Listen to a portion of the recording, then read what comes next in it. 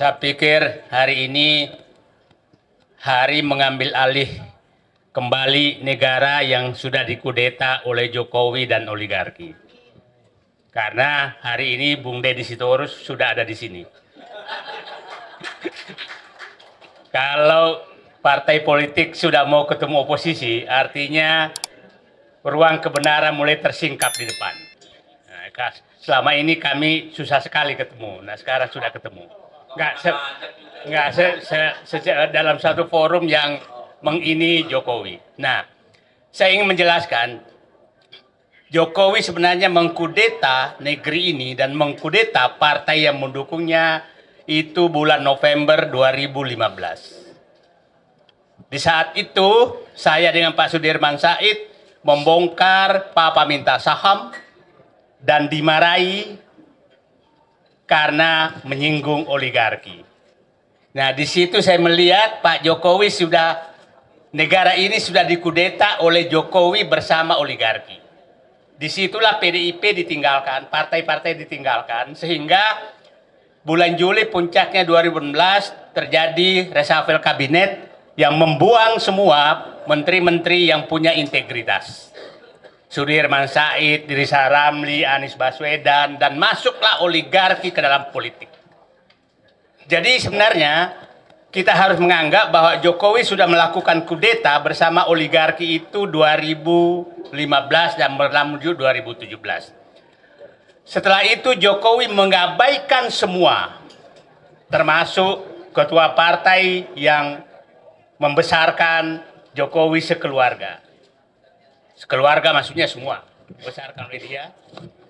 Nah, jadi kalau sakit hati kita ke Jokowi kira-kira diukur 1 sampai 10, kalau saya 5, Deddy Sitorus harinya 9, 11.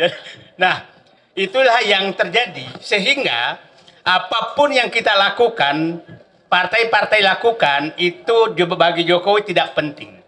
Bagi Jokowi tidak penting. Konsultan politik mereka memberitahu bahwa Pak Jokowi yang penting Bapak punya uang maka semua dibereskan. Itu asumsi politik dia. Kenapa Jokowi melakukan itu? Karena dia tahu IQ orang-orang Indonesia sekarang yang dibikin oleh dia juga itu tinggal 78 IQ 78. Nah, dia pelihara penerima bansos 120 juta orang. Itu yang tiap 3 bulan menunggu bansos. Dia rusak sistem pendidikan nasional sehingga pendidikan sekarang hanya 60% pendidikan SD ke bawah. Nah, dia tahu struktur sosial seperti itu, maka oligarki lah yang bisa menyelesaikan. Tidak butuh dia partai. Dan faktanya memang dilakukan seperti itu terus. Nah, sekarang, tapi kita harus tahu, dan dia tahu bahwa partai-partai ini, ya tadi yang Pak Deddy Sitorus katakan, tidak sedikit tokohnya disuruh mengambil mangga tetangga baru dipotret, gitu kan, kira-kira begitu. Nah, baru foto itu yang dipegang, kau mencuri mangga tetangga. Kira-kira, nah itu yang dilakukan. Jadi, nah saya berharap ini masyarakat harus paham semua. Itulah kenapa, kalau bapak-bapak lihat, kenapa saya betul-betul fokus untuk mengini oligarki. Karena oligarki inilah sebenarnya yang menguasai negara. Nah, siapa yang berkepentingan agar Gibran menjadi presiden? Oligarki. Siapa yang berkepentingan agar Prabowo lemah? Oligarki. Siapa yang berkepentingan sehingga surat perintah 13 Oktober Solo itu terjadi? Itu oligarki. Sehingga berantakan semua. Nah, kita harus ini bahwa apakah Prabowo, jadi saya menyatakan begini, kekuatan Jokowi itu hanya satu, oligarki saja. Kalau ini kita bisa potong, maka dia sudah tidak punya kekuatan apa-apa, karena partainya juga sudah nggak ada. Nah, jadi mohon izin saya fokus bahwa ini oligarki, negara ini harus diambil alih oleh rakyat kembali dari oligarki. Dan ingat, di buku Prabowo sebenarnya yang diperjuangkan itu hanya 2. Dia menyatakan, saya masuk ke politik agar bisa membuat kebijakan untuk mengembalikan kedaulatan rakyat dari oligarki. Itu di bukunya beliau katakan. Paradoks. Yang kedua, menyatakan bahwa agar ekonomi kembali ke rakyat dari penguasaan oligarki. Nah, itu saya pikir yang ini. Jadi kita, kalau Pak Prabowo ini, kita semua dua orang ini mau membantu dia untuk melaksanakan bukunya dia itu, Paradoks Indonesia. Kalau beliau tidak melakukan, maka bisa jadi beliaunya jadi paradoks. Itu kan kita nggak mau. Kalau dia jadi paradoks, maka Gibran jadi presiden, gitu kan? Paradoks Prabowo. Hah? Paradoks Prabowo. Nah, tapi itu saya nggak mau karena Gibran jadi presiden, gitu. Nah, Gibran presiden bertepuk tangan oligarki Pantai Utara Jakarta. Nah, terakhir saya ingin mengingat pemahaman kita bagaimana sih oligarki mencengkram negara ini dengan sangat terstruktur. Pra kemerdekaan itu oligarki itu membantu tentara rakyat memberikan makan. Dan ingat, oligarki saat itu bukan etnis yang oligarki sekarang. Saya nggak usah jelaskan supaya jelas. Jadi jangan oligarki sekarang seakan-akan berperan terhadap negara. Pada saat zaman kemerdekaan, oligarki yang etnis sekarang itu sama sekali tidak ada yang membantu tentara rakyat berjuang. Nah, Orde Lama, Bung Karno, itu oligarki yang kaya raya yang menyumbang. Monas, Garuda, itu dari Aceh. Bukan oligarki mereka.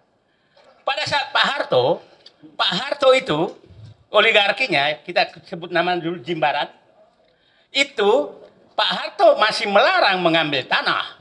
Masih melarang mengambil tambang, boleh berdagang, tapi di luar tidak boleh masuk ke mengambil hak-hak negara dan hak rakyat. Itu tegas, nggak bisa masuk. Nah, setelah reformasi, oligarki ini melakukan kudeta terhadap konstitusi. Dan kita harus paham, amandemen Undang-Undang Dasar 45 itu tidak lepas dari agenda mereka. Itu agenda mereka tuh, sehingga itu gampang sekali diubah. Terus setelah itu masuklah kudeta dia 2016 oleh Jokowi. Nah, saat itu merasa bahwa ini sudah bebas sekali, maka dia ubah undang-undang apapun sesuai dengan dia, termasuk undang-undang Cipta Kerja. Itu dia lakukan. Itu adalah pesanan oligarki. Setelah itu berhasil, udah ada pasangan undang-undangnya, maka dia ubah menjadi PSN di mana-mana atas keinginan oligarki. Nah, oligarki saat ini, kalau oligarki pada saat Pak Bung Karno, saya bilang itu di halaman rumah, lempar daging masuk, lempar ayam masuk, itu di luar rumah. Pada saat Pak Harto itu ada di pavilion, nggak boleh masuk ruang utama. Pada saat Jokowi itu dia ngusir penghuninya yang dia ada di dalam dapur mereka. Di dapur mereka. Nah, itulah oligarki, itulah yang Nah, sekarang dia sangat berkepentingan kepada Fufu Fafa berlanjut. Jadi, yang kita lawan ini adalah mengambil kembali kudeta negara ini oleh oligarki bersama dinasti Jokowi. Itu yang kita harus ambil alih. Dan kembalikan kedaulatan kepada rakyat dengan mekanisme yang ada. Nah, itu saya mutar-mutar semua itu yang terjadi. Coba saya bayangkan. Bulan Juni, itu bulan Juni atau Juli, dulu Jokowi menandatangani, contoh saja bagaimana oligarki. Juli dia tandatangani Rempang, kerjasama Cina tentang Rempang di Cina sana, disaksikan Jokowi dan Jinping. Agustus, Menteri Menko Perekonomian Airlangga Hartarto yang tanda tangan di sana itu Bahlil. Kita harus mulai sebut nama supaya jangan mereka terus enak aja. Nama kita harus mulai sekarang karena kita harus identifikasi siapa sebenarnya alat-alat oligarki di negeri ini dan berbungkus politik. Airlangga Hartarto Agustus menyatakan menandatangani PSN Rempang. Bahlil langsung menyatakan 22 September Rempang harus kosong. Belanda saja tidak sejahat itu di negeri ini sejak zaman dia menjajah. Kok ada orang jahat begini? Hanya sebulan rakyat harus diusir yang sudah puluhan tahun, ratusan tahun tinggal di situ. Nah, ini betul-betul menurut saya sangat berbahaya bagi bangsa ini. Kita tidak tahu, ini sedang diskusi kita di sini. Tahu-tahu nanti rumah kita sudah ditetapkan dengan PSN, maka kita digusur. Kita tidak tahu. Ya, NJOP-nya tidak. Ini semua sudah di. Jadi jangan sampai ibu merasa punya warisan ke anak ibu, padahal sudah diambil semua oligarki dengan Jokowi sebagai bonekanya. Itu yang harus kita ini kan. Nah, itulah coba bayangkan ada satu provinsi itu tanah izin macam-macam di provinsi itu ada 5 provinsi, ada satu tapi nggak usah saya sebutkan supaya nanti dianggap provokasi lagi. Yang tanah-tanah yang diserahkan ke oligarki sudah lebih luas dari provinsi tersebut. Artinya seluruh rakyat yang tinggal di provinsi itu sudah menumpang, tinggal menunggu diusir. Jadi kalau Fufu-Fafa ini terus jadi dinasti terus, maka ini kita semua menjadi penumpang dan akan diusir oleh mereka. Itu yang harus kita harus ingat semua.